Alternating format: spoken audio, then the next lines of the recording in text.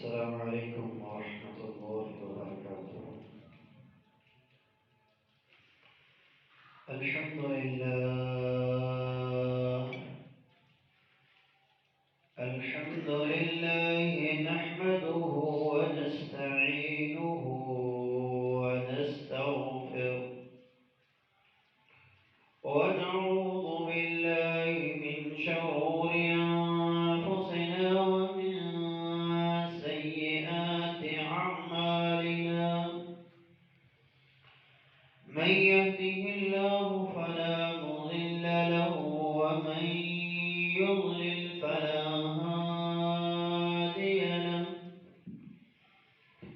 أشهد أن لا إله إلا الله وحده لا شريك له، وأشهد أن محمدا عبده ورسوله. اللهم صل على محمد وعلى آل محمد كما صليت على إبراهيم وعلى آل إبراهيم إنك حميد مجيد. اللهم بارك على محمد وعلى آل محمد كما باركت على إبراهيم وعلى آل إبراهيم إنك حميد مجيد. أما بعد فإن أحسن الكلام كلام الله، وخير الهدي هدي رسول الله صلى الله عليه وسلم، وشر الأمور محدثاتها وكل محدثة بدعة وكل بدعة ضلالة وكل ضلالة في النار. قال الله تبارك وتعالى في القرآن المجيد والفرقان الحميد: أعوذ بالله السميع العليم من الشيطان الرجيم.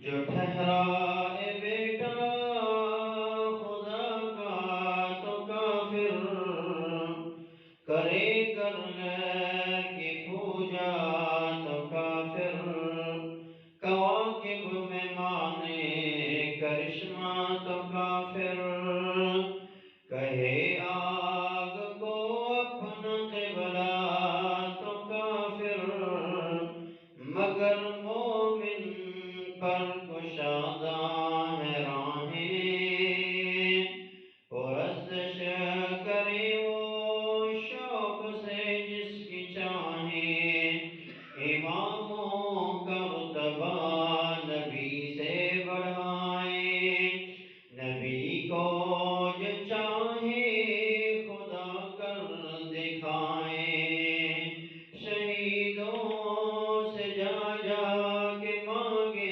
دعائیں، مزاروں پہ دن رات نظریں چڑھائیں، نہ توحید میں کچھ خلل اس سے آئے، نہ اسلام بگڑے نہ ایمان جائے۔ تمام قسم کی تعریفات کبریائی و بڑھائی اللہ جل شانہ کے لیے خاص ہے، جو اکیلا اس کائنات کو پیدا کرنے والا، اس کائنات کو بنانے والا، اس کائنات کی تخلیق کرنے والا ہے، اور اکیلا ہی اس کائنات کے سارے نظام کو احسن طریقے سے چلانے والا ہے، ہر ایک کی ضرورت کو اس کے وقت پر پورا کرنے والا ہے۔ انگنت لاتعداد درود و سلام ہوں امام الانبیاء سید الانبیاء کونین کے تاجور جناب محمد رسول اللہ صلی اللہ علیہ وسلم کی ذات اقدس پر، کہ جنہیں رب العالمین نے نبوت و رسالت میں سب سے آخر میں مبعوث کر کے سب سے اعلیٰ مقام و مرتبہ عطا فرمایا۔ برادران اسلام، بزرگوں، دوستو، آج 25 دسمبر کا دن ہے اور عیسائی مذہب کے اندر یہ عید کا دن تصور کیا جاتا ہے۔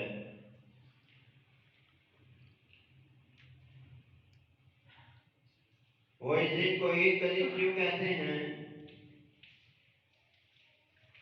کیونکہ اس دن حضرت مسیح عیسیٰ ابن مریم علیہ السلام پیدا ہوئے،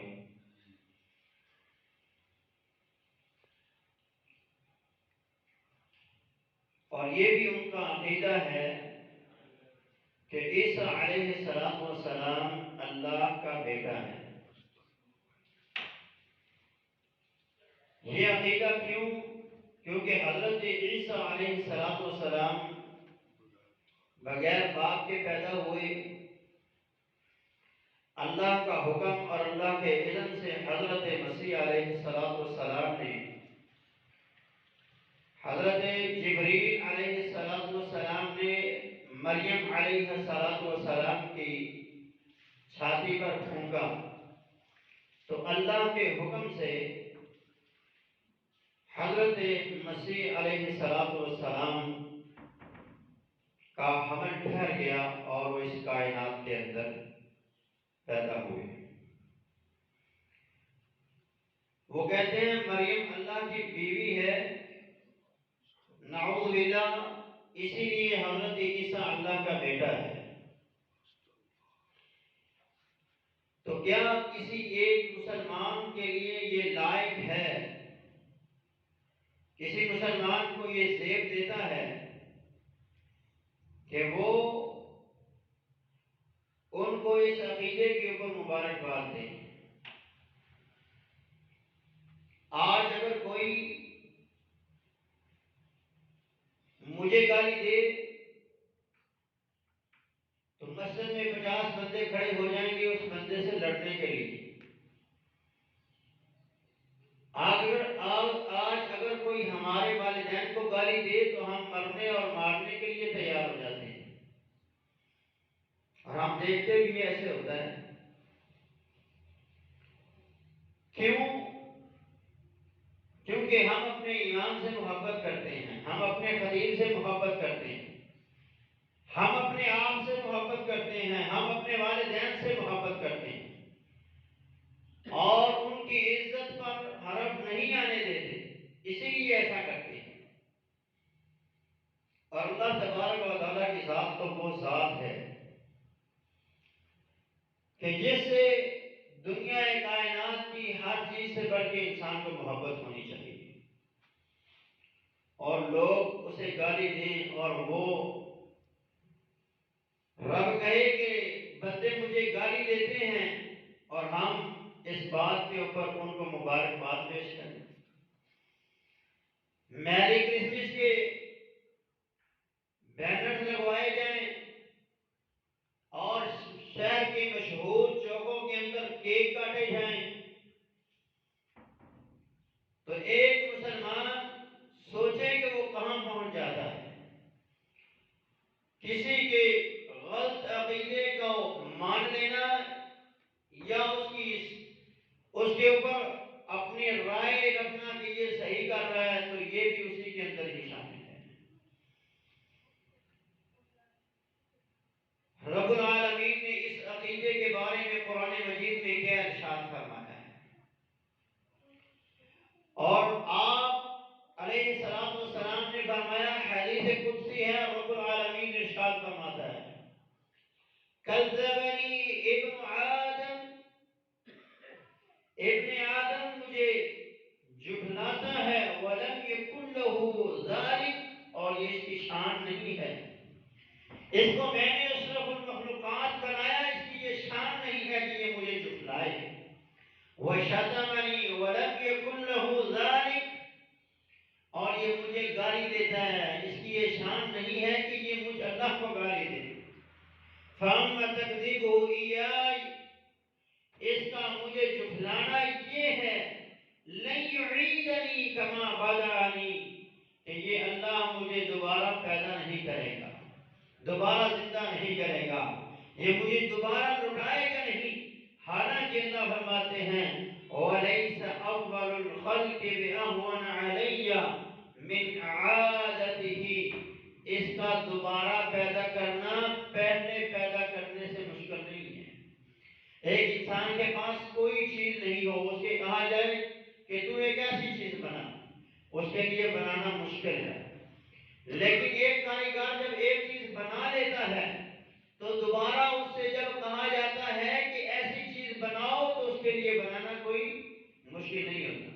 تو اللہ فرماتا ہے وَلَمْ يَكُنْ لَهُ شَيْءٌ هَلْ أَتَىٰ عَلَى الْإِنسَانِ، کہ انسان کو اس وقت کو یاد کر لَمْ يَكُنْ شَيْئًا مَذْكُورًا، جب تو کچھ بھی نہیں تھا پھر ہم نے تجھ کو تخلیق کیا ہے. جب انسان کچھ بھی نہیں تھا اس وقت تخلیق کر دیا، اب تو تیرا نام و نشان، تیری شکل و صورت، تیری پوری کیفیت، تیری پوری زندگی کا بایو ڈاٹا ہمارے پاس موجود ہے، تو یہ تیرا دوبارہ پیدا کیا جانا ہمارے لیے کون سا مشکل کام ہے؟ تو یہ اللہ کے لیے کوئی مشکل نہیں ہے. وَأَمَّا شَتْمُهُ إِيَّايَ، اللہ فرماتا ہے کہ مجھے اس کا گالی دینا یہ ہے کہ یہ کہتا ہے اتخذ اللہ ولدا، اللہ نے اولاد پکڑی ہے، اللہ کی اولاد ہے. وَأَنَا الْأَحَدُ، میں اکیلا ہوں، الصَّمَدُ، بے نیاز ہوں، لم الد ولم اولد، نہ میری کوئی اولاد ہے اور نہ میں کسی کی اولاد ہوں. وَلَمْ يَكُنْ لِي كُفُوًا أَحَدٌ، اور میرا کوئی ہمسر نہیں ہے، مجھ جیسا بھی کوئی نہیں. تو انسان اللہ کو گالی دیتا ہے جب وہ یہ کہتا ہے کہ اللہ کی اولاد ہے، اللہ کا کوئی حصہ ہے یا اللہ کا کوئی جز ہے. رب العالمین کے ہاں یہ کتنا برا عقیدہ ہے، کتنی بڑی بات ہے جو انسان اپنی زبان سے نکالتا ہے. قرآن مجید میں رب العالمین نے ارشاد فرمایا وَقَالُوا اتَّخَذَ الرَّحْمَنُ وَلَدًا، ان لوگوں نے یہ کہا کہ اللہ نے اولاد بنائی، اللہ نے اولاد پکڑی ہے. لَقَدْ جِئْتُمْ شَيْئًا إِدًّا، تم بہت بڑے گناہ کو لائے ہو. اتنا بڑا یہ گناہ ہے اور اتنی بڑی یہ بات ہے، قریب تھا کہ تمہاری اس بات کے کہنے کی وجہ سے تم پہ آسمان گر پڑتا، وَتَنشَقُّ الْأَرْضُ، اور زمین ٹکڑے ٹکڑے ہو جاتی، زمین پھٹ جاتی اور تمہیں اپنے اندر نگل جاتی۔ یہ اتنی بڑی بات ہے جو تم لوگ کہتے ہو کہ اللہ نے اولاد پکڑی ہے، وَتَخِرُّ الْجِبَالُ هَدًّا، اگر یہ بات پہاڑوں پہ کر دی جائے اور پہاڑ اس بات کی وجہ سے ریزہ ریزہ ہو جائے کہ جن لوگوں نے اللہ کی اولاد بنا دی ہے، تو یہ بہت بڑی بات ہے، یہ بہت برا عقیدہ ہے۔ تو میرے مسلمان بھائیوں، اللہ کی محبت ہمارے لیے اہم ہے، ہمیں اپنے رب کو خوش کرنا ہے، کسی غیر مسلم کو خوش نہیں کرنا۔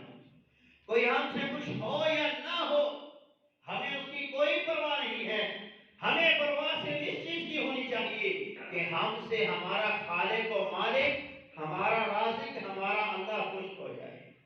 اور یہی عقیدہ سمجھانے کے لیے اللہ جل شانہ نے اس کائنات میں 1,24,000 انبیاء کی فوج مبعوث کی ہے، جو یکے بعد دیگرے اس کائنات کے اندر آتے رہے اور اس کائنات کے لوگوں کو سمجھاتے رہے اللہ کی کوئی اولاد نہیں ہے اور نہ ہی اللہ کا کوئی بیٹا ہے، نہ اللہ کا کوئی بیٹا ہے، نہ اللہ کسی کا بیٹا ہے، اور اللہ کا کوئی ہمسر، اس کی کوئی بیوی، نہ کوئی اس کی اولاد ہے۔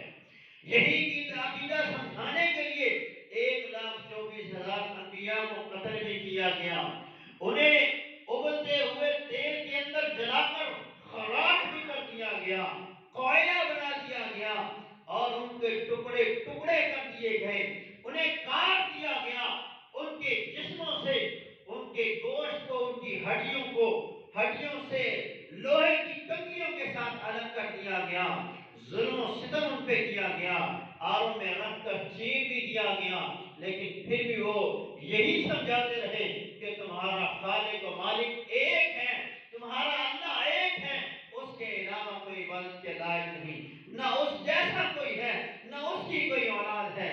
یہی عقیدہ وہ سمجھاتے ہیں۔ یہ عقیدہ ہمارے پاس ایسے نہیں پہنچ گیا، اس عقیدے کو ہم تک پہنچانے کے لیے محمد رسول اللہ صلی اللہ علیہ وسلم نے اس کائنات کی عظیم ترین ہستی میں مکے والوں کے ظلم کو برداشت کیا، ان کے طعنوں اور تشنیعوں کو برداشت کیا، ان کے گالی گلوچ کو برداشت کیا۔ مکے میں آپ پر ظلم و ستم کیا گیا، معاشی بائیکاٹ کر دیا گیا اور طائف میں پتھر مار مار کر آپ کو لہو لہان کر دیا گیا، اور جب مکہ چھوڑ کر مدینہ پہنچے تو میرے حضور کا پھر بھی پیچھا نہ چھوڑا گیا، آپ پر جنگیں مسلط کی گئی اور آپ نے اس عقیدے کا دفاع کرتے رہے اور لوگوں کو سمجھاتے رہے اللہ ایک ہے، اس کا کوئی شریک نہیں ہے۔ اور آج امت کا حال دیکھ لیجیے کہ امت اسی عقیدے کے اوپر، آج امت درباروں کے اوپر، آج امت نے رب کے شریک بنائے، کسی کو رب کے درجے میں فائز کر دیا تو کسی کو رب کا بیٹا بنا دیا، کسی کو رب کا حصہ بنا دیا۔ ہم عقیدہ توحید کو سمجھنا چاہتے ہیں تو پھر سورہ اخلاص کو اچھے طریقے سے پڑھیے، سورہ اخلاص کی فضیلت سمجھیے، سورہ اخلاص کیا ہے اور اس کی فضیلت اس کو کیوں دی گئی ہے، اس کی فضیلت کیا ہے، پہلے اس کی فضیلت سنیے اور پھر اس کے اندر جو اہم چیزیں ہیں اس کو ہم ڈسکس کریں گے اللہ کی توفیق سے۔ سورۃ الاخلاص جو ہے اس کے پڑھنے والے کو اللہ تبارک و تعالی قرآن کے 10 سپاروں کے پڑھنے کے برابر اجر عطا فرماتے ہیں۔ حضرت ابو ہریرہ رضی اللہ عنہ فرماتے ہیں نبی علیہ السلام ایک دفعہ ہمارے ساتھ مسجد میں موجود تھے، آپ نے ارشاد فرمایا اوشدو، اکٹھے ہو جاؤ، فَإِنِّي سَأَقْرَأُ عَلَيْكُمْ ثُلُثَ الْقُرْآنِ، اکٹھے ہو جاؤ، میں تمہارے اوپر قرآن کا تیسرا حصہ تلاوت کروں گا، ثلث قرآن تمہیں پڑھ کے سناؤں گا۔ فرمایا فحاشدہ من حاشدہ، جنہوں نے آنا تھا وہ آ گئے، اکٹھے ہونے والے ہو گئے، اور اتنی دیر میں اللہ کے رسول صلی اللہ علیہ وسلم مسجد کے دروازے کی طرف چل دیے۔ مسجد کے دروازے پہ پہنچے تو ہم نے کہا اللہ کے رسول آپ کا تو یہ وعدہ تھا کہ ہمیں ثلث قرآن پڑھ کے سنائیں گے، اور آپ تو مسجد سے نکل رہے ہیں، آپ نے سورہ اخلاص کی تلاوت کر کے فرمایا الا انہا تعدل ثلث القرآن، کہ قرآن کی جو ثلث ہے اس کے ثلث کے برابر جو اجر رکھنے والی صورت ہے وہ سورہ اخلاص ہے۔ سورہ اخلاص کو پڑھنے والے کو اللہ 10 سپاروں کے برابر اجر عطا فرمائے۔ سورہ اخلاص کی تلاوت کرنے والا انسان اللہ تعالیٰ کی محبت کا حقدار بن جاتا ہے۔ حضرت عائشہ رضی اللہ تعالیٰ عنہ فرماتی ہیں نبی علیہ السلام نے ایک قافلہ، ایک سریہ بھیجا، ایک جہاد کے لیے قافلہ روانہ کیا، چھوٹا سا لشکر تھا، اس کے اوپر آپ نے ایک امیر مقرر کر دیا۔ وہ امیر جب بھی نماز پڑھاتا پہلے قرات کرتا، آخر میں سورہ اخلاص کی تلاوت کرتا، پہلے قرات آخر میں سورہ اخلاص کی تلاوت کرتا۔ تو اس کی شکایت واپسی پہ اللہ کے رسول کو کی گئی کہ یہ نماز ہمیں اس طرح پڑھاتا تھا، کیا اس کی یہ نماز درست تھی کہ ہر رکعت میں یہ سورہ اخلاص پڑھتا تھا؟ تو نبی علیہ السلام نے کہا سلوہ لأی شیء یصنع ذلک، اس سے پوچھو یہ کام کیوں کرتا تھا۔ فسألوہ فقال انہا صفت الرحمن، اس سے پوچھا گیا کہ تو یہ کام کیوں کرتا تھا، تو اس نے آگے سے جواب دیا میں اس سورت کو اس لیے پڑھتا تھا کیونکہ اس میں اللہ کی صفات ہیں، وَأَنَا أُحِبُّ أَنْ أَقْرَأَ بِهَا، اور میں یہ پسند کرتا ہوں، مجھے اس سورت سے اتنی محبت ہے کہ میں اس کو پڑھوں۔ فقال النبی صلی اللہ علیہ وسلم، جب اس کے بارے میں نبی علیہ السلام کو بتلایا گیا، آپ سے کہا گیا اے اللہ کے رسول، وہ تو اس لیے اس سورت کو پڑھتا تھا کہ وہ اس سورت سے محبت کرتا ہے، اور اس وجہ سے محبت کرتا ہے کیونکہ اس میں اللہ کی صفات ہیں۔ آپ نے فرمایا اخبروا ان اللہ یحبہ، میرے اس صحابی کو کہہ دو، اس کو خبر دے دو کہ اللہ بھی اس سے محبت کرتا ہے۔ تو جو بندہ سورہ اخلاص سے محبت کرے اس لیے کہ اس میں اللہ کی صفات ہیں، اس بندے سے اللہ بھی محبت کرتے ہیں، اور جس بندے سے اللہ محبت کرے زمین و آسمان کی کوئی چیز ایسی نہیں ہے جو اس سے محبت نہ کرے۔ ہر چیز اس انسان سے محبت کرتی ہے جس سے اللہ تبارک و تعالیٰ محبت کرنے لگ جاتی ہے۔ سورہ اخلاص کی وجہ سے جنت کا داخلہ بندے کو ملتا ہے۔ حضرت انس رضی اللہ تعالیٰ فرماتے ہیں نبی علیہ السلام نے مسجد قباء کے لیے ایک امام مقرر کیا۔ یہ وہی مسجد قباء ہے جو مدینے سے 3 کلومیٹر یا 3.5 کلومیٹر کے فاصلے پر ہے، اور نبی علیہ السلام یہاں پیدل چل کے بھی جایا کرتے اور سواری پہ سوار ہو کے بھی جایا کرتے۔ نبی علیہ السلام نے اس مسجد میں نماز ادا کرنے کی یہ فضیلت بیان فرمائی کہ جہاں اگر کوئی بندہ 2 نفل ادا کرتا ہے تو اللہ اس کو عمرے کا اجر عطا فرماتے ہیں۔ تو یہ وہ مسجد قباء ہے۔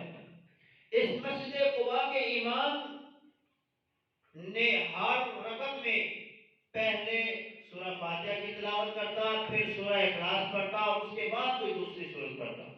وہ قابضے والا صحابی بعد میں سورہ اخلاص پڑھتا تھا، یہ پہلے سورہ اخلاص کی تلاوت کرتا اور بعد میں کوئی دوسری سورت پڑھتا۔ نبی علیہ السلام سے اہل قباء ملنے کے لیے آئے، کہا اللہ کے رسول آپ کا مقرر کیا ہوا امام ہمیں اسی طرح نماز پڑھاتا ہے، اور ہم نے اس کو روکا اور اس کو کہا کہ ایسے نماز نہ پڑھایا کرو، تو سورہ اخلاص ہر رکعت میں نہ پڑھا کرو۔ تو اس نے کہا میں نے تو نماز اسی طرح ہی پڑھانی ہے، تم لوگوں نے پڑھنی ہے تو پڑھو، نہیں تو اپنا امام رکھ دو۔ نبی علیہ السلام نے کہا اس سے پوچھو کہ وہ یہ کام کیوں کرتا ہے۔ پوچھا گیا تو اس نے جواب دیا انی احبھا، میں اس سورت سے محبت کرتا ہوں اس لیے اس کو پڑھتا ہوں۔ قال، تو رسول اللہ صلی اللہ علیہ وسلم نے فرمایا ان حبھا ادخلها الجنہ، اللہ تجھے اس کی محبت کی وجہ سے جنت کا داخلہ عطا فرمائے۔ تو جو بندہ اس سورت سے محبت کرتا ہے اللہ تبارک و تعالیٰ اسے جنت کا داخلہ جنت بھی اور جنت کے اندر محلات بھی.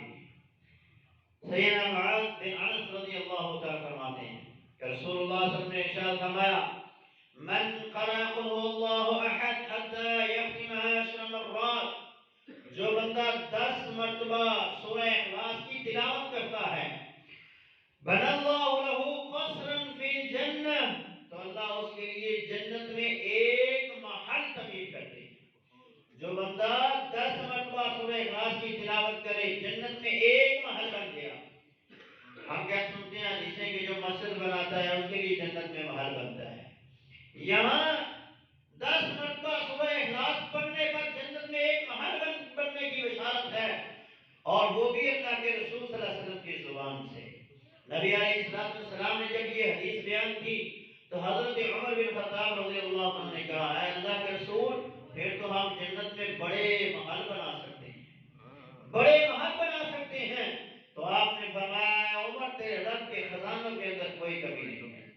تیرے رب کے خزانے اتنے وسیع ہیں کہ اولین و آخرین سب مانگے، ہر ایک کو اس کی خواہش کے مطابق دے بھی دے تو اس کے خزانے میں اتنی بھی کمی نہیں آئے گی کہ سوئی کو سمندر میں ڈالنے کے بعد سوئی کے اوپر جو پانی لگتا ہے اتنی کمی بھی تیرے رب کے خزانے میں نہیں آئے گی. تو یہ اللہ جل شانہ کی ذات ہے کہ جو انسان سورہ اخلاص سے محبت کرتا ہے اللہ تبارک و تعالیٰ اس سے محبت کرتے ہیں، جنت میں اس کو گھر دیتے ہیں، اور اللہ تبارک و تعالیٰ اس سے محبت کرنے لگ جاتے ہیں. تو میرے بھائیو اس سورت کو یہ فضائل کیوں ملے؟ اس کی وجہ کیا ہے؟ اس کی وجہ یہ ہے کہ اس میں اللہ کی صفات ہیں.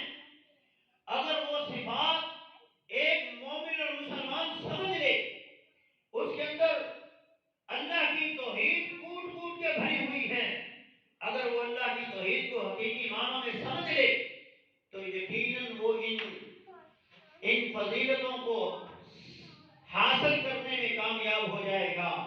اور یہ جو مقام مرتبہ رب العالمین نے اس صورت کا بیان فرمایا ہے وہ اس کو حاصل کرنے میں ضرور کامیاب ہوگا. اس صورت میں کیا ہے؟ اللہ فرماتے ہیں قل هو اللہ احد، کہہ دیجئے کہ وہ اللہ ایک ہے. وہ اللہ ایک ہے. اس کائنات کے اندر طرح طرح کے لوگ پائے جاتے ہیں. کچھ ایسے لوگ بھی ہیں کہ جن کا یہ عقیدہ ہے کہ یہ کائنات خود بخود وجود میں آ گئی، کوئی پیدا کرنے والا نہیں ہے، کوئی اس کو چلانے والا نہیں ہے، ہر کام اپنی مرضی سے اپنے وقت کے اوپر ہوتا جا رہا ہے. ایسے ہی ہے جیسے دنیا کا نظام چل رہا ہے، کوئی آنے والا آ رہا ہے، جانے والا جا رہا ہے. اللہ کی ذات کے ہی منکر ہیں. کچھ ایسے ہیں کہ جو اللہ کی ذات کے منکر تو نہیں ہیں لیکن کثیر تعداد کے ماننے والے ہیں کہ یہ بھی کرنے والا ہے، یہ بھی کرنے والا ہے، یہ بھی دینے والا ہے، یہ بھی بنانے والا ہے، یہ بھی کرنے والا ہے. تو ہم انشاءاللہ العزیز اس کے اوپر تھوڑا سا سوچ و وچار کرتے ہیں. اللہ ہے، اس کی کیا دلیل ہے؟ ایک بندہ آپ سے کہتا ہے آ کر میں اللہ کو نہیں مانتا، آپ اس کے سامنے قرآن پڑھیں، وہ کہے میں مانتا ہی نہیں.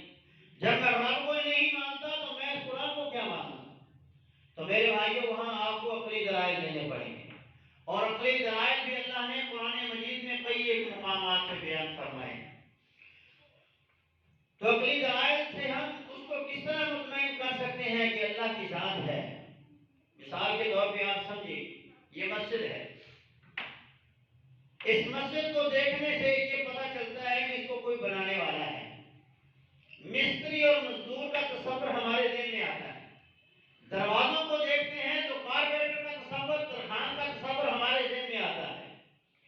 ہم یہاں لکھے ہوئے بینرز کو دیکھتے ہیں تو لکھنے والے پینٹر کا تصور ہمارے ذہن میں آتا ہے. ہم یہ پنکھے دیکھتے ہیں، یہ بلب دیکھتے ہیں، الیکٹریکل انجینئر اور اس طرح جو بجلی بنانے والی چیزیں ہیں، ادارے ہیں، اور جو بجلی کے کام اور بجلی سے تعلق رکھنے والی چیزیں ہیں ان کا تصور ہمارے ذہن میں آتا ہے. جب یہ چیزیں بغیر کسی بنانے والے کے وجود میں نہیں آ سکتی تو اتنی بڑی کائنات کا نظام یہ خود بخود کیسے وجود میں آ گیا؟ امام ابو حنیفہ رحمۃ اللہ علیہ کو اللہ تبارک و تعالیٰ نے فلسفے سے بہت نوازا ہوا تھا. آپ عقلی دلائل بہت رکھتے تھے.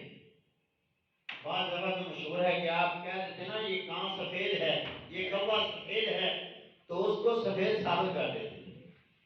دن کو رات کہتے تو ایسے کرتے کہ اگلے بندے کو اتنا مجبور کہہ دیتے کہ وہ کہتا ہے واقعی یہ دن ہے رات نہیں. تو امام ابو حنیفہ رحمۃ اللہ علیہ کا مناظرہ ایک ملحد کے ساتھ ہوا. عراق میں یہ مناظرہ تھا. تو آپ اپنے وقت سے جان بوجھ کر لیٹ گئے اور وہ بندہ آگے سے کہتا ہے کہ تم مسلمان ایسے ہی ہوتے ہو جو لوگ وعدے کے پابند نہیں ہوتے، وعدے کے پکے نہیں ہیں، وعدہ خلافی کرتے ہیں، اپنی بات کے سچے اور پکے نہیں ہیں. امام ابو حنیفہ رحمۃ اللہ علیہ نے اس کی بات کو سنا، خاموش رہے اور پھر فرمایا بھائی اصل میں بات یہ تھی کہ میں نے دریا کی دوسری سائڈ سے آنا. میرے اور تمہارے علاقے کے درمیان ایک دریا ہے اور اس کو عبور کرنے کے لیے وہاں کشتی موجود نہیں تھی. میں کیا دیکھتا ہوں، میں وہاں انتظار کر رہا تھا کہ وہ کشتی آئے اور میں اس کو کہوں مجھے دوسری سائڈ پہ جانا ہے. کہاں میں انتظار کر رہا تھا، کیا دیکھتا ہوں کہ ایک درخت کٹتا ہے اور پھر اس کے ٹکڑے ہوتے ہیں اور اس سے ایک کشتی بنتی ہے اور پھر اس کشتی میں سوار ہو جاتا ہوں اور وہ کشتی خود بخود مجھے دوسری سائڈ پہ لے آتی. وہ مولوی کہتا ہے یہ کیسے ہو گیا، ایسے تو ہو ہی نہیں سکتا. بغیر ترخان کے، بغیر اس کو کاٹنے کے درخت کو، اور بغیر درخت کو کاٹنے کے اور پھر اس کو جوڑنے کے بغیر وہ کشتی بن نہیں سکتی، اور بغیر کسی چلانے والے کے وہ چل نہیں سکتی. تو امام صاحب نے اس کو جواب دیتے ہوئے کہا جب ایک کشتی خود بخود نہیں بن سکتی تو یہ آسمان کیسے بن گئے، یہ زمین کیسے بن گئی، یہ پہاڑ کیسے بن گئے، یہ انسان کیسے وجود میں آ گئے. ان کو بھی پیدا کرنے والا کوئی نہ کوئی ہے. ایک دیہاتی سے کسی نے سوال کیا جو بکریوں کو چرانے والا تھا اور اونٹوں کو چلا رہا تھا، صحرا نشین تھا. اس سے کسی نے کہا کہ تو نے اپنے رب کو یہاں رہ کر کیسے پہچانا؟ اس نے کہا میں نے اپنے رب کو ان نشانات سے اور ان مینگلیوں سے پہچانا ہے. نے کہا وہ کیسے؟ کہا ان مینگلیوں سے میں نے پہچانا کہ یہاں یہ مینگلیاں جو گری ہوئی ہیں یہ اونٹ کی مینگلیاں ہیں، اور یہ جو نشانات ہیں یہ اونٹ کے پاؤں کے نشان ہیں، یہاں سے گزر کے جانے والا اونٹ ہے. تو میں نے آسمان سے، زمین سے، پہاڑوں سے، ہواؤں سے، پرندوں سے، ان سب چیزوں سے پہچان لیا کہ ان کو بھی پیدا کرنے والا کوئی نہ کوئی ہے. اور یہی اللہ نے قرآن میں کہا افلا ينظرون الى الابل كيف خلقت. آسمان کو دیکھو کیسے اس کو ہم نے اٹھایا ہوا ہے، آسمان کو دیکھو کیسے ہم نے اس کو اٹھایا ہوا ہے، زمین کو دیکھو کیسے ہم نے اس کو بچھایا ہوا ہے، پہاڑوں کو دیکھو کیسے ہم نے ان کو میخیں بنا کے زمین کے اوپر گاڑا ہوا ہے. تو اللہ تبارک و تعالیٰ نے قرآن مجید میں عقلی دلائل بھی دیے ہیں. اگر کوئی سمجھنے والا ہو تو اللہ کی شناخت، اللہ کی پہچان اسے ہو سکتی ہے. رب العالمین اکیلی ذات ہے اور وہ ہے. حضرت علی رضی اللہ عنہ سے بھی کسی نے پوچھا کہ ہمیں بتائیے کہ آپ نے اپنے رب کو کہاں کیسے پہچانا؟ میں عرفت ربی بفصل الاعضاء، میں نے اپنے رب کو اپنے ارادوں میں ناکام ہوتے ہوئے پہچانا. میں ارادہ لے کے نکلا کہ میں یہ کام کروں گا، میں وہ کام نہیں کر سکا. میں نے جان لیا کہ مجھ سے اوپر بھی کوئی ذات ہے، میرے کاموں کو روکنے والا، میری چاہت کے بغیر کام ہو جانے والے، یہ کرنے والی کوئی ذات ہے، روکنے والی کوئی ذات ہے. تو میں نے اپنے ارادوں میں جب ناکامی کو پاتا ہوں تو اس سے میں اپنے رب کو پہچانوں گا. پھر کوئی یہ سوال کر سکتا ہے کہ یہ مسجد ہے ہمیں نظر آ رہی ہے، یہ پنکھے ہیں ہمیں نظر آ رہی ہیں، یہ بلب ہے ہمیں نظر آ رہا ہے، یہ انسان ہے، وہ انسان ہے، یہ چیزیں ہیں ہمیں نظر آ رہی ہیں، اگر اللہ ہے تو نظر کیوں نہیں آتا؟ اس کے 3 جواب ہیں۔ پہلا جواب یہ ہے کہ اس کائنات میں کوئی آنکھ ایسی نہیں اللہ نے پیدا فرمائی جو اپنے اللہ کا دیدار کر سکے۔ دنیا میں کوئی آنکھ اتنی طاقت اور اتنی قوت نہیں رکھتی جو اللہ کو دیکھ سکے۔ ہم سورج کو نہیں دیکھ سکتے، کوئی ہم میں سے ایسا ہے جو سورج کو 10 منٹ دیکھ کے دکھائے؟ ہم سورج کو دیکھ نہیں سکتے، وہ نور ہے، اس نور کو ہم کیسے دیکھ سکتے ہیں؟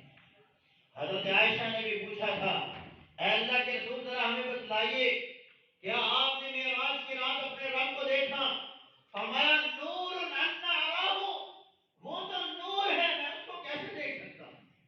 جب اس کائنات کے خالق و مالک کے سب سے پیارے حبیب جناب محمد رسول اللہ نہیں دیکھ سکتے تو پھر دوسری آنکھ کون ہے جو دیکھ سکتے؟ موسیٰ علیہ السلام نے بھی کہا تھا کہ اللہ میں تجھے دیکھنا چاہتا ہوں۔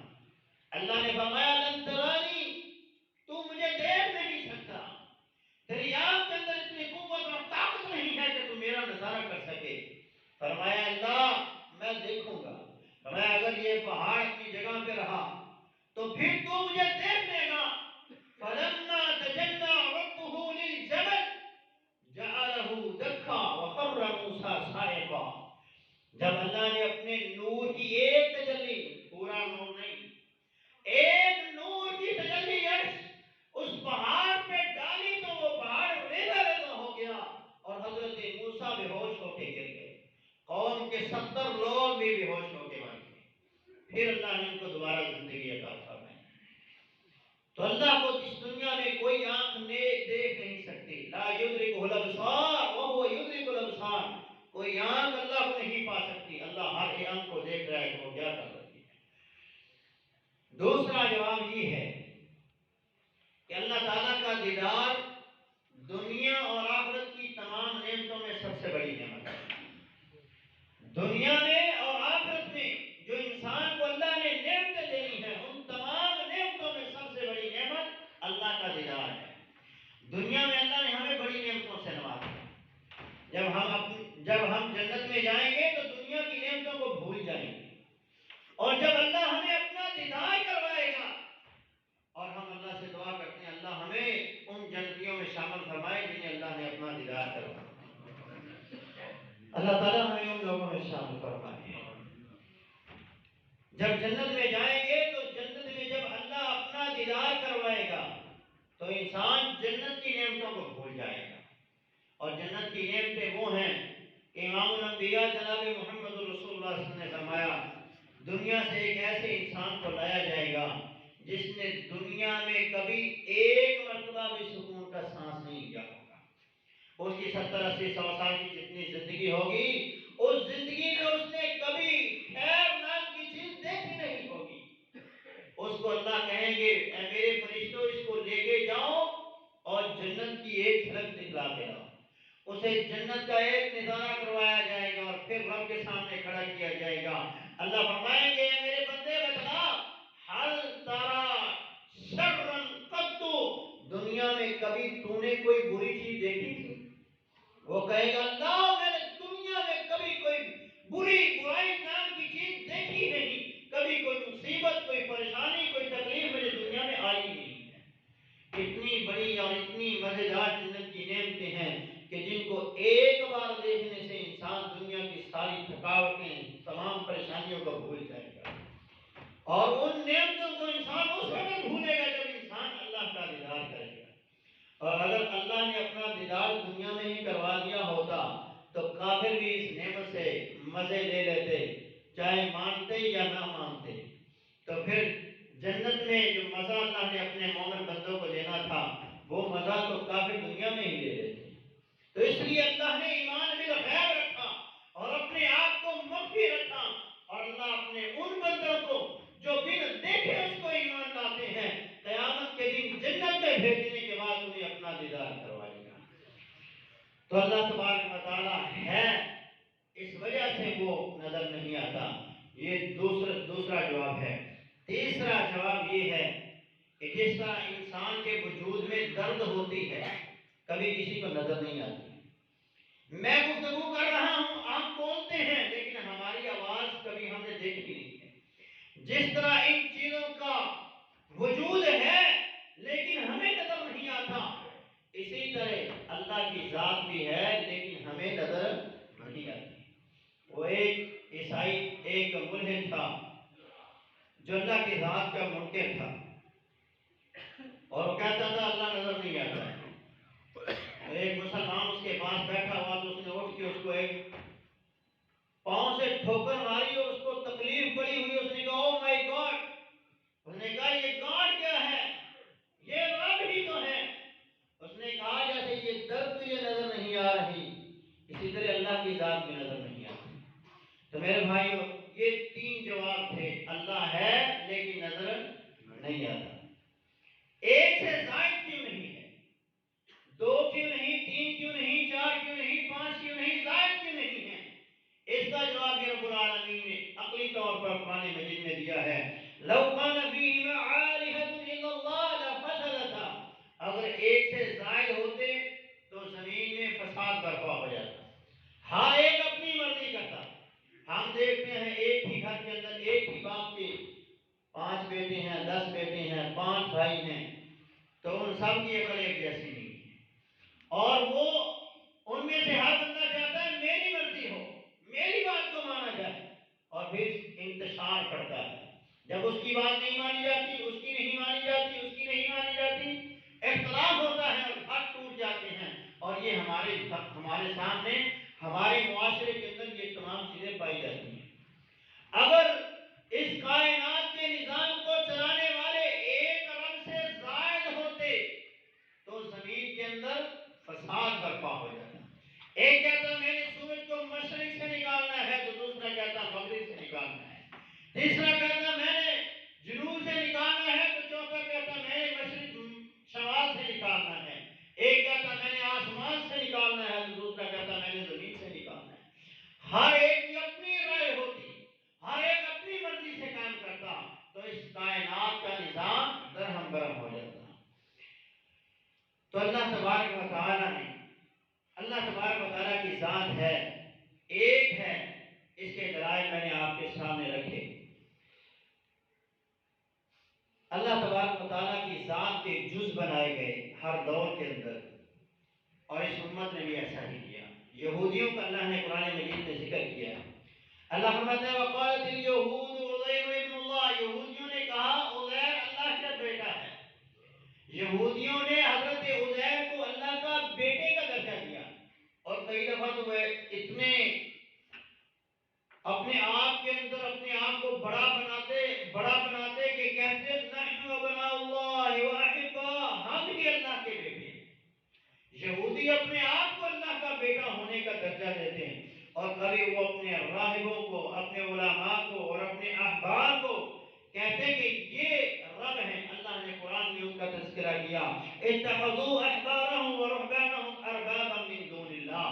ان لوگوں نے اپنے احبار، اپنے مولویوں، اپنے پیروں کو، اپنے رہنماؤں کو، اپنے پیشواؤں کو اللہ کے علاوہ رب بنا لیا. عیسائیوں کا اللہ نے عقیدے کا ذکر کیا تو انہوں نے کہا عیسیٰ اللہ ہے. ایک عقیدہ یہ تھا. دوسرا عقیدہ یہ تھا عیسیٰ اللہ کا بیٹا ہے. تیسرا عقیدہ یہ تھا کہ عیسیٰ اللہ کا بندہ ہے اور اس کا رسول ہے. پہلے دونوں عقیدے باطل ہیں، اور ان دونوں عقیدوں کی وجہ سے اللہ نے ان پر کفر کا فتویٰ لگایا ہے. اور حضرت مسیح علیہ السلام کا فرمان جو انہوں نے بنی اسرائیل سے کہا تھا وقال المسیح یا بنی اسرائیل اعبدوا اللہ ربی وربکم، اے بنی اسرائیل تم بھی اس رب کی عبادت کرو جو میرا رب ہے اور اس تمہارا رب ہے. انہ من یشرک باللہ، جس نے میرے رب کے ساتھ کسی کو شریک کیا، یاد رکھ لے فقد حرم اللہ علیہ الجنہ، اللہ نے اس بندے پہ جنت کو حرام کر دیا. ومأواہ جہنم، اور اللہ نے اس کا ٹھکانہ جہنم بنایا ہے. وما للظالمین من انصار، ایسے ظالموں کے لیے اللہ نے کوئی مددگار قیامت کا دن نہیں رکھا ہے. مشرکین مکہ نے بھی اللہ کے جز بنائے، اللہ کے حصے بنائے، اللہ کے لیے اولاد ثابت کی ہے. مشرکین مکہ میں کچھ ایسے تھے جو اللہ کی بیٹیاں بنانے کا عقیدہ رکھتے تھے. اللہ نے ان کا تذکرہ کیا اور کہا الکم الذکر ولہ الانثی. کچھ ایسے ہیں جو کہتے ہیں ہمارے لیے بیٹے ہیں اور اللہ کے لیے بیٹیاں ہیں. اللہ فرماتا ہے تلک اذن قسمۃ ضیزا. یہ تو بڑی ناانصافی والا فیصلہ ہے. اپنے لیے بیٹے تصور کرتے ہو اور میرے لیے بیٹیاں بناتے ہو. یہ تو ناانصافی کی بات ہے. اور کچھ اللہ کے بیٹے اور بیٹیاں دونوں کا عقیدہ رکھتے تھے. اللہ فرماتا ہے وَخَرُّوا لَهُ بَنِينَ وَبَنَاتٍ بِغَيْرِ عِلْمٍ. ان لوگوں نے اللہ کے لیے بیٹے بھی بنائے بیٹیاں بھی بنائی اور ان کے پاس اس کا کوئی علم بھی نہیں ہے. سبحانہ وہ اللہ پاک ہے. وَتَعَالَى عَمَّا يَصِفُونَ. اور بلند ہے ان چیزوں سے جو یہ بیان کرتے ہیں. اور کچھ ایسے لوگ بھی تھے جنہوں نے اللہ کے جز اور اللہ کے حصے بنا لیے. ان کا بھی تذکرہ اللہ نے قرآن میں کیا وَجَعَلُوا لَهُ مِنْ عِبَادِهِ جُزْءًا. ان میں سے کچھ ایسے تھے جنہوں نے اللہ کے بندوں کو اللہ کا جز بنا دیا. إِنَّ الْإِنسَانَ لَكَفُورٌ مُبِينٌ. اللہ فرماتا ہے انسان بڑا ہی ناشکرا ہے, بڑا ہی کفر کرنے والا, واضح کفر کرنے والا ہے. آج اس امت کا حال بھی یہی ہے.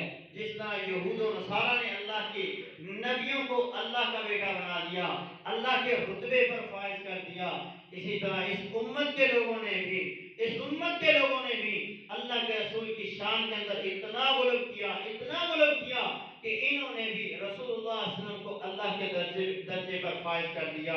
اور کچھ نے اپنے اولیاء, اپنے پیر, اپنے راہبر, اپنے رہنماؤں کو اس قدر بلند کیا, اس قدر ان کی شان کے اندر غلو کیا کہ انہیں بھی رب کے درجے پر فائز کر دیا. ایک کتاب ہے جس کا نام دیوان محمدی ہے. یہ کتاب خواجہ محمد یار فریدی نے لکھی ہے. اور خواجہ محمد یار فریدی وہ بندہ ہے کہ جس کو احمد رضا بریلوی رحمۃ اللہ علیہ نے اپنے ممبر پر بٹھایا. ممبر پر بٹھانے کے بعد خود اس کے سامنے بیٹھ کر اس سے تقریر سنی. اور یہ اس کتاب کے اندر کیا لکھتا ہے, محمد کی صورت ہے صورت خدا دی. یعنی نبی علیہ السلام کے بارے میں لکھتا ہے کہ رسول اللہ صلی اللہ علیہ وسلم کی جو شکل و صورت ہے وہ اللہ کی صورت ہے. میرے دل تو نقشہ کوئی مٹا نہیں سکتا. دوسرا شعر وہ لکھتا ہے حقیقت جن کی مشکل تھی تماشا بن کے نکلیں گے, جسے کہتے ہیں بندہ قل هو اللہ بن کے نکلیں گے. یعنی دنیا میں ہم جس کو بندہ کہتے ہیں قیامت کے دن وہ قل هو اللہ یعنی اللہ بن کے نکلیں گے. بجاتے تھے جو انی عبدہ کی بانسری ہر دم, یعنی دنیا میں جو ہر دم انی عبدہ جیسے ہم کلمہ شہادت پڑھتے ہیں عبدہ و رسولہ, اور جو عبدہ کی بانسری دنیا میں بجاتے تھے خدا کے عرش پر انی اللہ کہتے ہوئے نکلیں گے. نعوذ باللہ من ذالک والعیاذ باللہ. آگے کہتا ہے کیا کہوں عشق میں یارو, کیا معلوم ہوتا ہے بہر صورت بہر مورت خدا معلوم ہوتا ہے. جس کو مصطفیٰ معلوم ہوتا ہے, جسے کہتے ہیں بندہ خود خدا معلوم ہوتا ہے.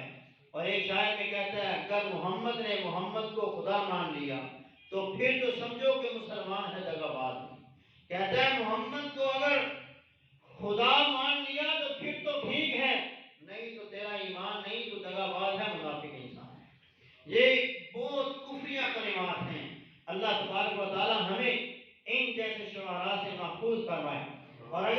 اور آگے وہ اپنے پیر کی شان کے اندر غلط کرتے ہوئے لکھتا ہے سورت رحمان ہے تصویر میرے پیر کی, علم القرآن ہے تقریر میرے پیر کی. کیا خدا کی شان ہے یا خود خدا ہے جن اگر اللہ سے ملتی ہے تصویر میرے پیر کی. یہ غلط ہے جو اللہ تبارک و تعالیٰ کے پیارے حبیب نے کہا ایاکم والغلط فإنما قد أهلك قبلكم. اے میری امت کے لوگوں تم غلو سے بچنا, جس طرح پہلی امتوں نے غلو کیا اپنے نبی اپنے اولیاء کی شان کے اندر اور انہوں نے ان کو رب کے درجے پہ فائز کر دیا. تم بھی میرے ساتھ ایسا نہ کرنا, میں اللہ کا بندہ ہوں اور اس کا رسول ہوں. یہ عقیدہ ہے. اللہ ایک ہے, اللہ کے علاوہ کوئی اس جیسا نہیں ہے, کوئی اس کا حصہ نہیں ہے, نہ ہی اس کی کوئی اولاد ہے, نہ ہی وہ کسی کی اولاد ہے. یہ سورہ اخلاص ہے. یہ جس بندے کو اس عقیدے کی سمجھ آ جائے وہ کبھی کرسمس کے کیک نہیں کاٹے گا. وہ کبھی کسی قبر کے اوپر جھکے گا نہیں، وہ کبھی کسی کو اپنا مشکل کشا حاجت روا اور مشکل کشا نہیں سمجھے گا۔ یہ عقیدہ توحید ہے، اس کو سمجھ لیجئے اور اپنی کھوپڑیوں میں اور اپنے دل و دماغ میں اس کو نقش کر لیجئے۔ اللہ ایک ہے، اس کا کوئی ثانی نہیں، وہ بے نیاز ہے، ہر ضرورت سے بے نیاز ہے، اس کو کسی چیز کی کوئی ضرورت نہیں ہے۔ وہ اللہ چاہے تو اس کائنات کو 1 منٹ کے اندر، 1 سیکنڈ کے اندر کن کہنے سے وہ اس کائنات کو ختم کر کے نئی کائنات پیدا کر سکتا ہے۔ وہ بے نیاز ہے۔ ضرورت ہمیں اپنے اللہ کی ہے۔ ہمیں چاہیے کہ ہم اپنے خالق و مالک کو پہچانیں۔ آپ قرآن مجید کو پڑھیے، جب آپ اس آیت پہ پہنچیں گے تو آپ دہر جائیں گے کہ اللہ نے اپنے محبوب سے کہا فَاعْلَمْ أَنَّهُ لَا إِلَٰهَ إِلَّا اللَّهُ، اے میرے محبوب، حالانکہ اللہ نے اپنے نبی کو ہی اس کائنات کے اندر توحید کا علم دے کر بھیجا تھا، دنیا کو توحید سمجھانے کے لیے بھیجا تھا، رب کی پہچان کروانے کے لیے بھیجا تھا، لیکن پھر بھی رب نے کہا فَاعْلَمْ أَنَّهُ لَا إِلَٰهَ إِلَّا اللَّهُ، آپ بھی جانیے کہ آپ کا رب کون ہے۔ تو پھر ہمیں بھی جاننا چاہیے ہمارا خالق و مالک کون ہے، ہمارا رب کون ہے، ہمیں پیدا کرنے والا کون ہے، ہمارا روزی رساں کون ہے، اس کی پہچان کیجیے۔ اس کو دنیا کائنات کی ایک ایک چیز پہچانتی ہے۔ اللہ تبارک تعالیٰ سے دعا ہے کہ وہ اللہ ہمیں صحیح عقیدہ توحید کی سمجھ عطا فرمائے۔ اقول قولی ھذا استغفر اللہ لی ولکم۔